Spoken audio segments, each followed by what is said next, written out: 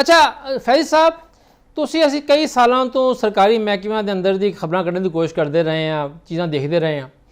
ਹੁਣ ਇਸ ਵਾਕਿਏ ਦੇ ਵਿੱਚ ਨਾ ਪਹਿਲੇ ਵੀ ਕਈ ਦਫਾ ਹੁੰਦਾ, ਤੁਹਾਨੂੰ ਯਾਦ ਹੋਏਗਾ ਲਾਹੌਰ ਦੀ ਅੰਦਰੂਨੀ ਲਾਹੌਰ ਦੀਆਂ ਕੋਈ 350 ਕੇ 400 ਇਮਾਰਤਾਂ ਹੈ ਨੇ, ਹਰ ਸਾਲ ਉਹਦੀ ਖਬਰ ਦੇਣਾ ਲਾਜ਼ਮ ਹੁੰਦਾ ਰਿਪੋਰਟਰਾਂ ਦੇ ਉੱਤੇ ਵੀ। ਔਰ ਜਿਹੜੀ ਡਿਸਟ੍ਰਿਕਟ ਇੰਤਜ਼ਾਮੀਆ ਹੈ ਮੌਨਸੂਨ ਤੋਂ ਪਹਿਲੇ ਇੱਕ ਨੋਟਿਸ ਜਾਰੀ ਕਰਦੀ ਹੈ ਜੀ ਇਮਾਰਤਾਂ ਖਾਲੀ ਕਰ ਦਿਓ, ਉਸ ਤੋਂ ਬਾਅਦ ਨਾ ਉਹ ਖਾਲੀ ਕਰਦੇ ਨੇ ਨਾ ਖਾਲੀ ਕਰਵਾਈ ਜਾਂਦੀਆਂ ਨੇ। ਇਸੇ ਤਰ੍ਹਾਂ ਜਿਹੜੀ ਕੱਚੀ ਆਬਾਦੀਆਂ ਨੇ, ਕੱਚੀ ਆਬਾਦੀਆਂ ਦਾ ਮਾਮਲਾ ਵੀ ਇਹ ਹੈ ਕਿ ਪਹਿਲੇ ਇੱਕ ਪ੍ਰੋਪਰ ਡੀਜੀ ਕੱਚੀ ਆਬਾਦੀ ਹੁੰਦਾ ਸੀ ਕਿਸੇ ਦੌਰ ਦੇ ਵਿੱਚ, ਫਿਰ ਚੁੱਕੇ ਮਹਿਕਮਿਆਂ ਦੀ ਤਕਸੀਮ ਔਰ ਵਸਾਇਲ ਸਾਰੇ ਅੱਗੇ ਪਿੱਛੇ ਹੋਏ ਤੇ ਹੁਣ ਜਨਾਬ ਵਾਲੀ 2-3 ਅਦਾਰੇ ਜਿਹੜੇ ਹਨ ਕੱਚੀ ਆਬਾਦੀਆਂ ਨੂੰ ਵੇਖ ਰਹੇ ਨੇ।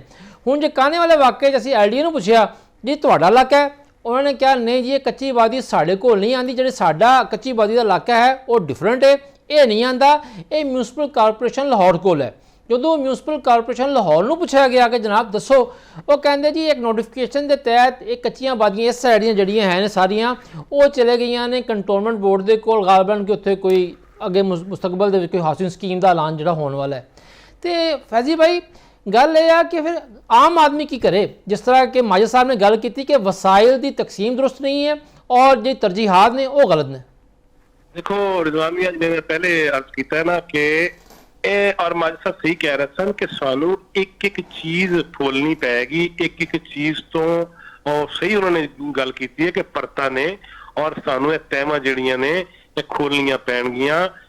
अगर इस मुल्क नू, इस रियासत नू, इस मुआशरे नू असी बेहतरीन खतां दे उत्ते और खतूत दे उत्ते चलाना चाह रहे हैं, बेहतरीन राहां ते पाना चाहने हैं ते एक एक पासे सर टुरना पैगा। और देखो हर सूबे दे विच या पंजाब दी गल कर लीए किन्ने ही वजीर ने ते वजीरां कोलों फिर रिपोर्ट मंगी जावे। असीं शुरू विच ते देखने कि 100 दिन दे मनसूबे और फिर साल दे मनसूबे, लिहाजा यह मनसूबा ते रोज ही इन्हां दी कारकरदगी जांचनी चाहिदी है और रिपोर्टां सामने आनियां चाहिदियां ने। और देखो यह वो गल नहीं है जिहड़ी रियासत के खिलाफ है, यह वो गल नहीं है जिहड़ी कोई साडे दिफा दे हवाले नाल कोई हरजा सराई हो जाएगी। यह वो गल्लां ने जिहड़ियां आम फैम ने एक एक घर दा मसला है, एक एक बाल बच्चे का मसला है, एक एक मां प्यो का मसला है और खानदाना का मसला है।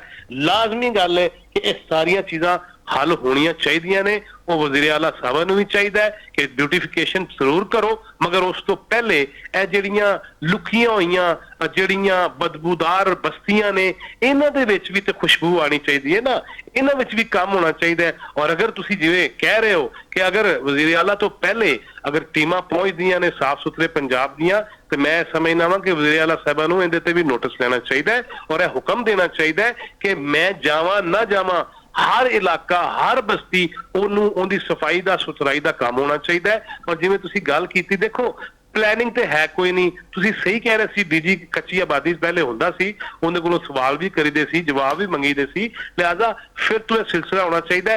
ख्वाहिश तो मेरी यह वे, दुआ तो मेरी यह वे कि जिवें मैं निसाब और किताब की गल कीती है कि एक होना चाहिए, इवें कोई कच्ची ते कोई पक्की बस्ती भी नहीं होनी चाहिए किसी मुआशरे के अंदर। सारियां बस्तियां इक्को जिहियां होनियां चाहिए ने और सारियां हस्तियां भी इक्को जिहियां ही होनियां चाहिए ने। हर एक नूं गरीब नूं भी उन्ना ही जीण दा हक होना चाहिए, अमीर नूं भी उन्ना ही होना चाहिए। और काश कि इहदे उत्ते चलिया जाया जावे। देखो ना वो पाकिस्तान मुस्लिम लीग नून होवे, पीपल्स पार्टी होवे, पीटीआई होवे, जेयूआई होवे, जमात इस्लामी होवे, एमक्यूएम होवे, एएनपी होवे, जिन्नियां भी जमातां ने इन्हां दे मंशूर कट के देखो, असीं ते हैरान हो जांदे आ कि जदों 5 साल बाद इलैक्शन होण लगदे ने उदों मंशूर कमेटियां भी बन जांदियां ने, उदों स्लोगन भी बन जांदे ने, उदों नारे भी आ जांदे ने, उदों वादे भी आ जांदे ने, लेकिन उन्हां दे कोई काम नहीं हुंदा।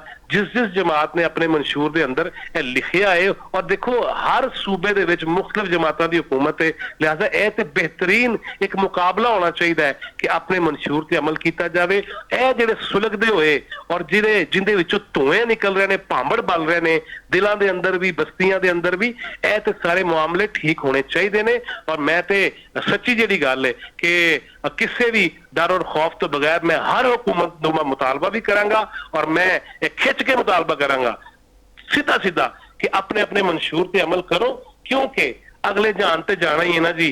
गरीब दे बाल ने भी मरना है ते अमीर दे ने भी मरना है, हुक्मराना भी टुर जाना है, साफियां भी टुर जाना है, फौजियां भी टुर जाना है, हर एक ने टुर जाना है। लिहाजा इस ते गौर करना चाहिए। अवाम की फलाह बहबूद का जिहड़ा नारा और दावा किया जाता है और वादा किया जाता है वो वादा वफा नहीं होएगा ते अगले जान बहुत सख्तियां ने। और यह मेरा ख्याल है हर तकरीब तो पहले ਤਿਲਾਵਤ ਕੁਰਾਨ ਪਾਕ भी ਹੁੰਦੀ है, तर्जमा भी सुनाया जाता है। मेरा ख्याल है कि ਇਹ ਵੀ ਇਹਨਾਂ ਦੇ ਜ਼ਿਹਨ 'ਚ ਰਹਿਣਾ ਚਾਹੀਦਾ ਹੈ ਕਿ ਜਾਣਾ ਤੇ ਹੈ, ਕੀ ਲੈ ਕੇ ਜਾਵਾਂਗੇ ਤੇ ਕੀ ਨਹੀਂ ਲੈ ਕੇ ਜਾਵਾਂਗੇ, ਇਹ ਸੋਚਣ ਦਾ ਮੁਕਾਮ। ਸਹੀ ਹੈ। ਅੱਛਾ ਮਾਜਦ ਸਾਹਿਬ, ਵਜ਼ੀਰ ਤਾਲੀਮ ਪੰਜਾਬ ਰਾਣਾ ਸਕੱਦਰ ਸਾਹਿਬ ਨੇ ਜਿਹੜਾ ਭਗਵਾਨਪੁਰੇ ਵਾਕਿਆ ਹੋਇਆ ਸਕੂਲ ਦੀ ਤੀਸਰੀ ਇਮਾਰਤ ਜਿਹੜੀ ਹੈ ਮੰਜ਼ਲ ਦੀ ਗਿਰਨ ਦਾ, ਉੱਥੇ ਖੜੇ ਹੋ ਕੇ ਮੀਡੀਆ ਗੁਫ਼ਤਗੂ ਕਰਦੇ ਇਤਰਾਫ ਕੀਤਾ ਹੈ ਕਿ ਪੰਜਾਬ ਦੇ ਵਿੱਚ ਜਿਹੜੇ 40% ਸਕੂਲ ਨੇ ਉਹ ਗੈਰ ਰਜਿਸਟਰਡ ਨੇ, ਉਹਨਾਂ ਦਾ ਕੋਈ ਡੇਟਾ ਨਹੀਂ ਹੈ ਮਹਿਕਮਾ ਵਜ਼ਾਰਤ ਤਾਲੀਮ ਕੋਲ, ਮਹਿਕਮਾ ਤਾਲੀਮ ਕੋਲ। ਨਾਲ ਹੀ ਉਹਨਾਂ ਨੇ ਕਿਹਾ ਜੀ ਅਸੀਂ ਪਹਿਲੀ ਫੁਰਸਤ ਦੇ ਵਿੱਚ ਜਿਹੜਾ ਹੈ ਅੱਜ 740 ਪ੍ਰਾਈਵੇਟ ਅਕੈਡਮੀਆਂ ਜਿਹੜੀਆਂ ਨੇ ਬੰਦ ਕਰ ਛੜੀਆਂ ਨੇ ਤੇ ਤਕਰੀਬਨ 14,000 ਮਜ਼ੀਦ ਟਿਊਸ਼ਨ ਸੈਂਟਰਸ ਮੌਜੂਦ ਨੇ ਜਿਹੜੇ ਕਿ ਅਸੀਂ ਬੰਦ ਕਰਨ ਜਾ ਰਹੇ ਹਾਂ। ਮਾਜਦ ਸਾਹਿਬ, ਗੱਲ ਇਹ ਆ ਕਿ ਠੀਕ ਹੈ ਜਿਹੜੀ ਖਸਤਾ ਹਾਲ ਇਮਾਰਤਾਂ ਨੇ ਉਹਦਾ ਸਰਵੇ ਕਰੋ, ਉਸ ਤੋਂ ਬਾਅਦ ਜ਼ਰੂਰ ਬੰਦ ਕਰੋ, ਲੇਕਿਨ ਹੁਣ ਏਡੇ ਵੱਡੇ ਵਾक़ੇ ਤੋਂ ਬਾਅਦ ਹੰਗਾਮੀ ਤੌਰ ਤੇ ਇਕੱਠੇ ਹੀ ਹਜ਼ਾਰਾਂ ਟਿਊਸ਼ਨ ਸੈਂਟਰ ਬੰਦ ਕਰਦੇ ਨੇ, ਸਕੂਲ ਬੰਦ ਕਰਦੇ ਨੇ, ਕਿਆ ਇਹ ਗੈਰ ਮੁਨਾਸਿਬ ਗੱਲ ਨਹੀਂ ਹੈ? ਬਿਲਕੁਲ ਜੀ, ਇਹਦੇ ਉੱਤੇ ਬੜੀ ਇਹਤਿਆਤ ਨਾਲ ਸੋਚਣਾ ਚਾਹੀਦਾ। ਉਹਦੀ ਵਜ੍ਹਾ ਹੈ ਕਿ ਤੁਸੀਂ ਐਜੂਕੇਸ਼ਨ ਨੂੰ ਕਿਸ ਤਰ੍ਹਾਂ ਅੱਗੇ ਲੈ ਕੇ ਜਾਣਾ ਹੈ, ਤਾਲੀਮ ਤੇ ਮਹਿਕਮੇ ਤੇ ਤੁਹਾਡੀ ਕੀ ਤਰਜੀਹ ਹੈ, ਸਭ ਤੋਂ ਪਹਿਲੇ ਇਹ ਫੈਸਲਾ ਹੋਣਾ ਚਾਹੀਦਾ। ਤੇ ਉਹਦੇ ਅੰਦਰ ਸਾਨੂੰ ਤੇ ਇਹ ਨਜ਼ਰ ਆਉਂਦਾ ਹੈ ਕਿ ਜਿਹੜੀ ਆਊਟਸੋਰਸਿੰਗ ਚੱਲ ਰਹੀ ਹੈ ਸਕੂਲਾਂ ਦੀ, ਗਵਰਨਮੈਂਟ ਤੇ ਆਪਣੇ ਮੌਜੂਦਾ ਸਿਸਟਮ ਤੋਂ ਵੀ ਜਾਨ ਛੁਡਾਉਣਾ ਚਾਹ ਰਹੀ ਹੈ। ਤੇ ਉਹਦੇ ਅੰਦਰ ਫਿਰ ਬੜਾ ਆਸਾਨ ਹੁੰਦਾ ਹੈ ਕਿ ਦੇਖੋ ਜੀ ਫਲਾਂ ਜਗ੍ਹਾ ਤੇ ਛੱਤ ਗਿਰੀ ਤੇ ਅਸੀਂ ਸਾਰਾ ਕੁਝ ਹੀ ਬੈਨ ਕਰ ਦਿੱਤਾ। ਕਿਆ ਪਾਬੰਦੀਆਂ ਲਾਣਾ ਮਸਲੇ ਦਾ ਹੱਲ ਹੈ? ਨਹੀਂ। ਪਹਿਲੇ ਤੁਸੀਂ ਸਕੂਲ ਆਊਟਸੋਰਸ ਕਰ ਰਹੇ ਹੋ, ਉਸ ਤੋਂ ਅਸਾਤਜ਼ਾ ਦੀ ਜਿਹੜੀ ਬੇਰੋਜ਼ਗਾਰੀ ਹੈ ਵੱਧ ਰਹੀ ਹੈ। ਜਿਹਨੂੰ ਪਹਿਲੇ ਕੋ 50,000 40,000 ਲੱਭ ਜਾਂਦਾ ਸੀ, ਉਹ 15-20,000 ਤੇ ਆ ਕੇ ਪੜ੍ਹਾਉਣ ਤੇ ਮਜਬੂਰ ਹੈ। ਇਸ ਤੋਂ ਇਲਾਵਾ ਅਗਲੀ ਗੱਲ ਕੀ ਹੈ ਕਿ ਕਿਆ ਜਿਹੜਾ ਤੁਸੀਂ ਸਿਸਟਮ ਲੈ ਕੇ ਆ ਰਹੇ ਹੋ ਟਿਊਸ਼ਨ ਸੈਂਟਰ ਦਾ, ਹਕੂਮਤ ਨੂੰ 2 ਸਾਲ ਹੋ ਗਏ ਨੇ, ਕਿਆ ਤੁਹਾਨੂੰ 14 ਬੱਚਿਆਂ ਦੇ ਮਰਨ ਤੋਂ ਬਾਅਦ ਯਾਦ ਆਇਆ? ਇਹਨੂੰ ਕਹਿੰਦੇ ਨੇ ਫਾਇਰ ਫਾਈਟਿੰਗ ਮੋਡ, ਕਿ ਜਦੋਂ ਅੱਗ ਲੱਗ ਗਈ ਤੇ ਫਿਰ ਤੁਸੀਂ ਅੱਗ ਬੁਝਾਉਣ ਵਾਸਤੇ ਟੁਰ ਪਏ। ਤੇ ਉਸ ਤੋਂ ਪਹਿਲੇ ਕੀ ਕਰਨਾ ਹੈ ਤੇ ਉਸ ਤੋਂ ਬਾਅਦ ਕੀ ਕਰਨਾ ਹੈ ਉਹ ਤੁਹਾਡੇ ਦਿਮਾਗ ਵਿੱਚ ਨਹੀਂ ਹੈ ਤੇ ਤੁਸੀਂ ਉਸ ਤੇ ਬਿਲਕੁਲ ਬੇਫਿਕਰੇ ਹੈਗੇ ਹੋ। ਮਿਸਾਲ ਦੇ ਤੌਰ ਤੇ ਅਗਰ ਇਹ 14 ਬੱਚੇ ਨਾ ਮਰਦੇ ਤੇ ਕਿਆ ਗੈਰ ਕਾਨੂੰਨੀ ਟਿਊਸ਼ਨ ਸੈਂਟਰ ਜਿਹੜੇ ਸੀ ਉਹ ਜਾਇਜ਼ ਸਨ, ਉਹ ਚੱਲਦੇ ਪਏ ਸਨ, ਉਹਨਾਂ ਤੇ ਕਿਸੇ ਨੂੰ ਕੋਈ ਮਸਲਾ ਨਹੀਂ ਸੀ? ਇਹੀ ਬੁਨਿਆਦੀ ਮਸਲਾ ਹੈ, ਇਹੀ ਨਿਜ਼ਾਮ ਦੀ ਖਰਾਬੀ ਹੈ। ਇੱਕ ਹੋਰ ਮੈਂ ਤੁਹਾਨੂੰ ਲਾਹੌਰ ਦੀ ਮਿਸਾਲ ਦੇਣਾ ਕਿ ਇੱਥੇ ਬੜੀ ਗੱਲ ਹੁੰਦੀ ਕਿ ਚਿੰਗਚੀ ਤੇ ਪਾਬੰਦੀ ਲਾ ਦਿਓ, ਬੜੀ ਕਾਤਿਲ ਸਵਾਰੀ ਹੈਗੀ ਹੈ ਤੇ ਜਨਾਬ ਬੜੀ ਗੈਰ ਮਹਿਫੂਜ਼ ਹੈਗੀ ਹੈ। ਲਾਹੌਰ ਦਾ ਮਸਲਾ ਹੈਗਾ ਕਿ ਟਰਾਂਸਪੋਰਟ ਡਿਪਾਰਟਮੈਂਟ ਲਾਹੌਰ, ਪੰਜਾਬ ਦੀ ਰਿਪੋਰਟ ਹੈ ਕਿ ਲਾਹੌਰ ਦੇ ਅੰਦਰ ਕਮ ਸੇ ਕਮ ਵੀ 1500 ਬੱਸਾਂ ਚਾਹੀਦੀਆਂ ਨੇ ਪਬਲਿਕ ਟਰਾਂਸਪੋਰਟ ਦੀਆਂ। ਫਿਰ ਲਾਹੌਰ ਦੇ ਜਿਹੜੇ 90 ਤੋਂ 100 ਰੂਟ ਹੈਗੇ ਨੇ ਉਹਨਾਂ ਤੇ ਲੋਕਾਂ ਦੀ ਜਿਹੜੀ ਕਮਿਊਟ ਹੈਗੀ ਉਹ ਆਸਾਨ ਹੋਏਗੀ। ਉਹ 1500 ਬੱਸਾਂ ਤੇ ਤੁਸੀਂ ਦੇ ਨਹੀਂ ਸਕਦੇ। ਚਿੰਗਜੀ ਤੁਸੀਂ ਬੰਦ ਕਰ ਦਿਓਗੇ ਤੇ ਲੋਕੀ ਸਵੇਰ ਉੱਠ ਕੇ ਦਫ਼ਤਰ ਕਿਸ ਤਰ੍ਹਾਂ ਜਾਣਗੇ? ਬਿਲਕੁਲ ਇਸੇ ਤਰ੍ਹਾਂ ਟਿਊਸ਼ਨ ਸੈਂਟਰ ਦਾ ਮਸਲਾ ਵੀ ਬਿਲਕੁਲ ਇਸੇ ਤਰ੍ਹਾਂ ਹੀ ਹੈ ਕਿ ਤੁਹਾਡੇ ਸਕੂਲਾਂ ਦੀ ਹਾਲਤ ਠੀਕ ਨਹੀਂ, ਉਸ ਤੋਂ ਬਾਅਦ ਤੁਸੀਂ ਇੱਕ ਸਾਨਹੇ ਤੋਂ ਬਾਅਦ ਰਜਿਸਟ੍ਰੇਸ਼ਨ ਤੇ ਕੈਂਸਲੇਸ਼ਨ ਤੇ ਆ ਜਾਂਦੇ ਹੋ। ਤੇ ਜਿਸ ਤਰ੍ਹਾਂ ਮੈਂ ਪਹਿਲੇ ਗੱਲ ਕੀਤੀ ਕਿ ਅਗਰ 1 ਕਰੋੜ ਬੱਚਾ ਸਕੂਲੋਂ ਬਾਹਰ ਹੈ ਤੇ 10-15 ਹਜ਼ਾਰ ਜਾਂ 1 ਲੱਖ ਬੱਚਾ ਹੋਰ ਵੀ ਸਕੂਲੋਂ ਬਾਹਰ ਚਲਾ ਜਾਏਗਾ ਤੇ ਕਿਸੇ ਨੂੰ ਕੋਈ ਫਰਕ ਨਹੀਂ ਪਏਗਾ। ਤੇ ਗਰੀਬ ਦਾ ਜਿਹੜਾ ਬੱਚਾ ਹੈ ਉਹਦੇ ਵਾਸਤੇ ਤੇ ਤਾਲੀਮ ਹੈ ਹੀ ਨਹੀਂ। ਤੇ ਇਹਨੂੰ ਇਸ ਤਰ੍ਹਾਂ ਵੇਖਣਾ ਚਾਹੀਦਾ ਹੈ ਕਿ ਤੁਸੀਂ ਉਸ ਤੋਂ ਬਾਅਦ ਦਾ ਕੀ ਪਲਾਨ ਦਿੰਦੇ ਹੋ। ਅਗਰ ਤੇ ਇਸ ਤੋਂ ਬਾਅਦ ਤੁਹਾਡੇ ਕੋਲ ਮਨਸੂਬਾ ਹੈ ਤੇ ਬਹੁਤ ਅੱਛੀ ਗੱਲ ਹੈ, ਤੁਸੀਂ ਇੰਜ ਕਰੋ, ਸਕਰੂਟਨਾਈਜ਼ ਕਰੋ, ਉਹਦੇ ਅੰਦਰ ਤੁਸੀਂ ਕੈਟੇਗਰੀ ਬਣਾਓ, ਉਸ ਤੋਂ ਬਾਅਦ ਲੋਕਾਂ ਦੀ ਲਾਇਸੈਂਸਿੰਗ ਕਰੋ। ਲੇਕਿਨ ਕਿਆ ਇਹ ਸਾਰਾ ਕੁਝ ਅਗਲੇ 6 ਮਹੀਨੇ 'ਚ ਹੋ ਜਾਏਗਾ? ਮੈਨੂੰ ਤੇ ਬਿਲਕੁਲ ਉਮੀਦ ਨਹੀਂ, ਮੈਨੂੰ ਬਿਲਕੁਲ ਨਹੀਂ ਲੱਗ ਰਿਹਾ। ਜਿਸ ਤਰ੍ਹਾਂ ਮੌਜੂ ਪੁਰਾਣਾ ਹੋਏਗਾ ਹਕੂਮਤ ਇਹ ਸਾਰੀਆਂ ਚੀਜ਼ਾਂ ਭੁੱਲ ਜਾਏਗੀ। ਸਹੀ। ਲੇਕਿਨ ਮਾਜਦ ਸਾਹਿਬ, ਜਿਸ ਤਰ੍ਹਾਂ ਤੁਸੀਂ ਗੱਲ ਕਰ ਰਹੇ ਹੋ, ਇਹ ਤੇ ਵਤੀਰਾ ਹੈ ਕਿ ਜਦੋਂ ਕੋਈ ਸਾਨਿਆ ਹੁੰਦਾ ਹੈ ਉਸ ਸਾਨੇ ਤੋਂ ਬਾਅਦ ਫੌਰੀ ਤੌਰ ਤੇ ਉੱਤੇ ਹਕੂਮਤ ਬੜੀ ਬੜਕਾ ਮਾਰਦੀ ਹੈ, ਦਾਅਵੇ ਕਰਦੀ ਹੈ, ਲੇਕਿਨ ਕੁਝ ਦਿਨਾਂ ਬਾਅਦ ਉਹ ਫਿਰ ਵਾਕਿਆ, ਜੈਸੇ ਕਿ ਤੁਹਾਨੂੰ ਯਾਦ ਹੋਏਗਾ ਕਿ ਕੁਝ ਮਹੀਨੇ ਪਹਿਲੇ ਪਾਰਟੀ ਗੇਟ ਦਾਦਾ ਦਰਬਾਰ ਦੇ ਸਾਹਮਣੇ ਜਿਹੜਾ ਹੈ ਉਹ ਮਾਂ ਬੱਚੀ ਜਿਹੜੇ ਹਨ ਓਪਨ ਹੋਲ ਦੇ ਵਿੱਚ, ਮੇਨ ਹੋਲ ਦੇ ਵਿੱਚ ਗਿਰ ਗਿਆ। ਔਰ ਪਹਿਲੇ ਤੇ ਸਾਡੀ ਸਰਕਾਰੀ ਅਹਿਲਕਾਰਾਂ ਨੇ ਔਰ ਵਜ਼ਰਾ ਨੇ ਇਨਕਾਰ ਕੀਤਾ, ਫਿਰ ਜਦੋਂ ਲਾਸ਼ਾਂ ਲੱਭ ਗਈਆਂ ਤੇ ਫਿਰ ਜਨਾਬ ਆਲੀ CM ਸਾਹਿਬਾਂ ਨੇ ਬੜਾ ਗੁੱਸਾ ਇਜ਼ਹਾਰ ਕੀਤਾ, ਬੜੀ ਡਾਂਟ ਡਬਲ ਪਲਾਈ ਗਈ, ਇੱਕ ਬਕਾਰਾ ਫੋਟੋ ਸ਼ੂਟ ਕੀਤਾ ਗਿਆ। ਲੇਕਿਨ ਉਸ ਤੋਂ ਬਾਅਦ ਅੱਜ ਤੱਕ ਵੀ ਕਿਤੇ ਨਾ ਕਿਤੇ ਜਿਹੜੇ ਹੈ ਨੇ ਇਹ ਵਾਕਿਆਤ ਹੋ ਰਹੇ ਨੇ ਕਿ ਮੇਨ ਹੋਲ 'ਚ ਬੱਚੇ ਵੱਡੇ ਗਿਰ ਰਹੇ ਨੇ, ਜਾਨ ਦੇ ਰਹੇ ਨੇ। ਇਹ ਕੀ ਵਜ੍ਹਾ ਹੈ ਕਿ ਸਾਡੇ ਹੁਕਮਰਾਨ ਕਿਸੇ ਇੱਕ ਜਮਾਤ ਦੀ ਗੱਲ ਨਹੀਂ ਕਰਦੇ, ਕਿ ਜਿੰਨੇ ਵੀ ਹੁਕਮਰਾਨ ਨੇ ਸਾਡੇ ਉਹ ਵਕਤੀ ਤੌਰ ਦੇ ਉੱਤੇ ਜਿਹੜਾ ਹੈ ਉਹ ਤੁਹਾਡਾ ਵਾਲਾ ਲਫ਼ਜ਼ ਜਿਹੜਾ ਹੈ ਨਾ ਫਾਇਰ ਫਾਈਟਿੰਗ ਵਾਲਾ, ਉਹ ਵਕਤੀ ਤੌਰ ਤੇ ਕਰਦੇ ਨੇ, ਲੇਕਿਨ ਲੌਂਗ ਟਰਮ ਪਾਲਿਸੀ ਬਣਾਉਣ ਤੋਂ ਘਬਰਾਉਂਦੇ ਨੇ। ਦੇਖੋ ਜੀ, ਲੌਂਗ ਟਰਮ ਪਾਲਿਸੀ ਬਣਾਉਣਾ ਮਿਹਨਤ ਦਾ ਕੰਮ ਹੈ ਤੇ ਮਿਹਨਤ ਕੋਈ ਕਰਨਾ ਨਹੀਂ ਚਾਹੁੰਦਾ। ਤੇ ਅਗਰ ਤੁਸੀਂ ਡਰੋਨ ਫੁਟੇਜ ਬਣਾਓਗੇ ਤੇ 4 ਚੀਜ਼ਾਂ ਵਿਖਾ ਦਿਓਗੇ, ਨਾਲ ਸਲੋ ਮੋਸ਼ਨ ਵੀ ਪਾ ਦਿਓਗੇ, ਤੇ ਵੀਡੀਓ ਬੜੀ ਅੱਛੀ ਬਣ ਜਾਏਗੀ। ਤੇ ਇੰਨਾ ਲੰਮਾ ਕੰਮ, ਇੰਨੀ ਗੌਰਵ ਫੌਜ ਵਾਲਾ ਕੰਮ ਕਰਨ ਦੀ ਕੀ ਲੋੜ ਹੈ? ਤੁਸੀਂ ਸਾਨਿਆ ਦਾਤਾ ਦਰਬਾਰ ਦੀ ਗੱਲ ਕੀਤੀ ਹੈ, ਜਿਸ ਤਰ੍ਹਾਂ ਕਾਨੇ ਦਾ ਮਸਲਾ ਹੋਇਆ ਹੈ, ਇਸ ਤਰ੍ਹਾਂ ਦਾਤਾ ਦਰਬਾਰ ਦਾ ਜਿਹੜਾ ਵਾਕਿਆ ਸੀ, ਸਾਨਿਆ ਸੀ, ਉਹਦੀ ਵੀ ਇੱਕ ਇੱਕ ਚੀਜ਼ ਤੁਸੀਂ ਦੇਖੋ ਤਾਂ ਤੁਹਾਨੂੰ ਪਤਾ ਚੱਲਦਾ ਕਿ ਸਿਸਟਮ ਕਿਸ ਤਰ੍ਹਾਂ ਚੱਲ ਰਿਹਾ। ਪਹਿਲੇ ਖਬਰ ਆਈ ਤੇ ਹਕੂਮਤ ਨੇ ਕਿਹਾ ਕਿ ਨਹੀਂ, ਇਹ ਤੇ ਫੇਕ ਨਿਊਜ਼ ਹੈਗੀ ਹੈ ਜੀ, ਹਕੂਮਤ ਦੇ ਜਿਹੜੇ ਮੁਖਾਲਿਫ ਹੈਗੇ ਨੇ ਉਹ ਸਾਡੇ ਖਿਲਾਫ ਪ੍ਰੋਪੇਗੈਂਡਾ ਕਰ ਰਹੇ ਨੇ। ਅਗਲੀ ਗੱਲ, ਜਦੋਂ ਸਾਰਾ ਕੁਝ ਹੋ ਰਿਹਾ ਸੀ ਤੇ ਉਸ ਖਾਤੂਨ ਤੇ ਬੱਚੇ ਦੇ ਜਿਹੜੇ ਵਾਰਿਸ ਸਨ, ਉਹਨਾਂ ਨੂੰ ਥਾਣੇ 'ਚ ਬੰਦ ਕਰਕੇ ਚਪੇੜਾਂ ਮਾਰੀਆਂ ਜਾ ਰਹੀਆਂ ਸੀ ਕਿ ਦੇਖੋ ਜੀ, ਤੁਹਾਡੀ ਘਰ 'ਚ ਮੇਰਾ ਖਿਆਲ ਹੈ ਕੋਈ ਨਾਚਾਕੀ ਹੋਏਗੀ ਤੇ ਤੁਸੀਂ ਜਨਾਬ ਵੈਸੇ ਹੀ ਮਾਰਤੀ ਹੈ, ਗਾਇਬ ਕਰਤੀ ਹੈ। ਇੱਕ ਬੰਦਾ ਜਿਹਦੀ ਪੂਰੀ ਸਲਾਬ 'ਚ ਸਪਰਿਟੀ ਗਈ, ਉਹ ਨਾਲ ਤੁਸੀਂ ਇਹ ਸਲੂਕ ਕਰ ਰਹੇ ਹੋ ਕਿ ਥਾਣੇ ਨੂੰ ਚਪੇੜਾ ਮਾਰੇ।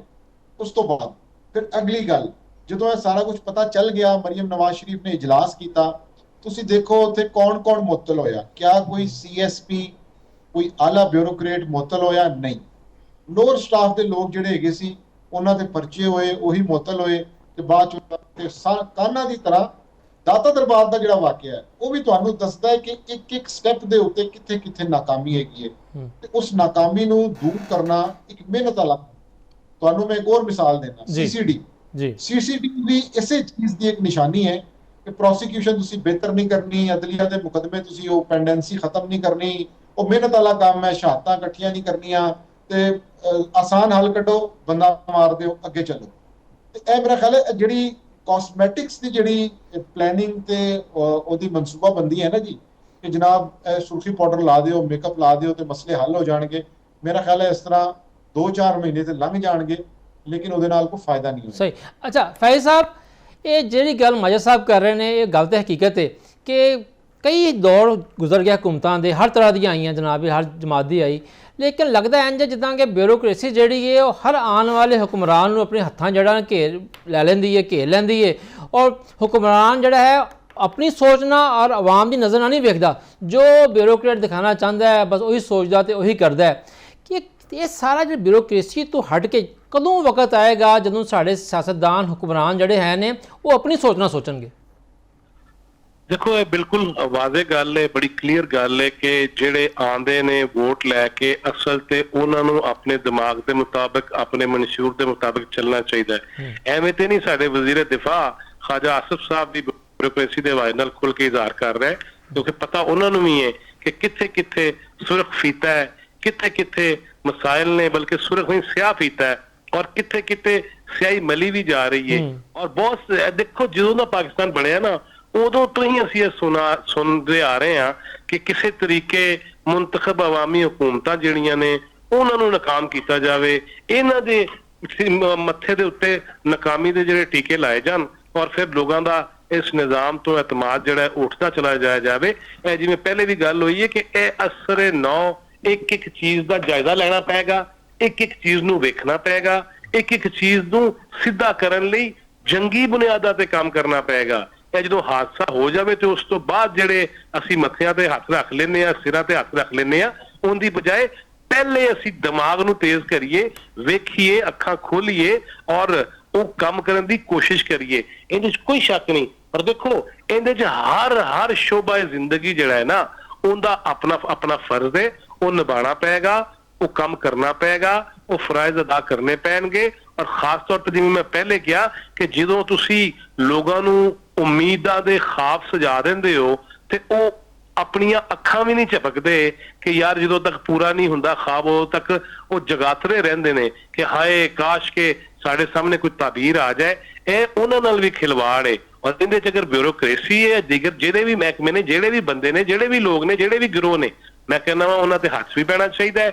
ਔਰ ਇਸ ਹਵਾਲੇ ਨਾਲ ਕਿ ਜਿਹੜੀ ਫਾਈਲ ਦੇ ਵਿੱਚ ਕੋਈ ਚੀਜ਼ ਆ ਗਈ, ਬਸ ਉਹਦੇ ਤੇ ਹੀ ਜਿਹੜਾ ਲਕੀਰ ਤੇ ਪਿੱਟਦੇ ਜਾਓ ਔਰ ਉਹੀ ਵੇਖਦੇ ਜਾਓ, ਉਹੀ ਸੋਚਦੇ ਜਾਓ। ਨਹੀਂ, ਆਪ ਅਵਾਮੀ ਸਤਹ ਤੇ ਉਤਰ ਕੇ ਉਸ ਜਗ੍ਹਾ ਤੇ ਬਹਿ ਕੇ ਉਹ ਫੀਲ ਲਿਆ ਕੇ, ਉਹ ਸੋਚਾਂ ਜ਼ੇਬ ਵਿੱਚ ਲਿਆ ਕੇ ਫਿਰ ਕੰਮ ਚੱਲਣਾ ਹੈ। ਗੁਫ਼ਤਗੂ ਨਾਲ, ਖਿਤਾਬਾਤ ਨਾਲ ਜਿਹੜਾ ਹੈ ਨਾ, ਉਹ ਕੰਮ ਨਹੀਂ ਬਣਨੇ। ਔਰ ਸਾਡੇ ਵਰਗੇ ਲੋਕ ਜਿਹੜੇ ਨੇ ਉਹ ਲਿਖਦੇ ਚਲੇ ਜਾਣਗੇ, ਬੋਲਦੇ ਚਲੇ ਜਾਣਗੇ, ਲੇਕਿਨ ਉਹ ਜੂੰ ਲੱਭਣੀ ਪਏਗੀ ਕਿ ਕਿਸ ਸਾਈਜ਼ ਦੀ ਹੋਣੀ ਚਾਹੀਦੀ ਹੈ ਜਿਹੜੀ ਕਿਸੇ ਦੇ ਗਰਦਨ ਤੇ ਜਿਹੜੀ ਟੁਰੇ ਤੇ ਉਹਨੂੰ ਸਮਝ ਆਵੇ ਕਿ ਆਹੋ ਇਹ ਮਸਲੇ ਵੀ ਹੱਲ ਕਰਨੇ ਪੈਣਗੇ। ਸਹੀ। ਅੱਛਾ ਮਾਇਆ ਸਾਹਿਬ, ਇੱਥੇ ਬ੍ਰੇਕ ਲੈਣ ਤੋਂ ਪਹਿਲੇ ਮੈਂ ਇੱਕ ਸਵਾਲ ਤੁਹਾਡੇ ਨਾਲ ਕਰਨਾ ਚਾਹੁੰਦਾ ਵਾਂ ਕਿ ਕਿਆ ਜਿਹੜੇ ਆ ਛੋਟੀ ਛੋਟੀ ਕੱਚੀ ਆਬਾਦੀਆਂ ਦੇ ਗਰੀਬ ਆਬਾਦੀਆਂ ਦੇ ਮਸਾਇਲ ਨੇ ਇਹਦੀ ਨਾ ਹੱਲ ਨਾ ਹੋਣ ਦੀ ਇੱਕ ਵਜ੍ਹਾ ਇਹ ਵੀ ਹੈ ਕਿ ਸਾਡੇ ਕੋਲ ਬਲਦਿਆਤੀ ਨਿਜ਼ਾਮ ਕਈ ਵਰ੍ਹਿਆਂ ਤੋਂ ਮੌਜੂਦ ਨਹੀਂ ਹੈ, ਕਿਉਂਕਿ ਪਹਿਲੇ ਤੇ ਇਲਾਕੇ ਦਾ ਕੌਂਸਲਰ ਨੰਬਰਦਾਰ ਕੋਈ ਨਾ ਕੋਈ ਹੁੰਦਾ ਸੀ, ਬੰਦਾ ਪਿੱਛੇ ਪੈ ਕੇ ਕੰਮ ਕਰਾ ਲੈਂਦਾ ਸੀਗਾ। ਬਲਦਿਆਤੀ ਨਿਜ਼ਾਮ ਦਾ ਨਾ ਹੋਣਾ ਵੀ ਇਹ ਗਰੀਬ ਆਬਾਦੀਆਂ ਵਾਸਤੇ, ਕੱਚੀ ਆਬਾਦੀਆਂ ਵਾਸਤੇ ਮਸਲਾ ਹੈ। ਬਿਲਕੁਲ ਜੀ, ਇਖਤਿਆਰਾਤ ਦੀ ਜਿਹੜੀ ਤਕਸੀਮ ਹੈਗੀ ਹੈ ਉਹ ਪਾਕਿਸਤਾਨ ਦੇ ਅੰਦਰ ਇੱਕ ਮਸਲਾ ਰਿਹਾ ਹੈ। ਤੇ ਹੁਣ ਤੁਸੀਂ ਦੇਖੋ ਪੰਜਾਬ ਦੇ ਅੰਦਰ 2015 ਤੋਂ ਬਾਅਦ 11 ਸਾਲ ਹੋ ਗਏ ਨੇ, ਇਲੈਕਸ਼ਨ ਨਹੀਂ ਹੋਇਆ।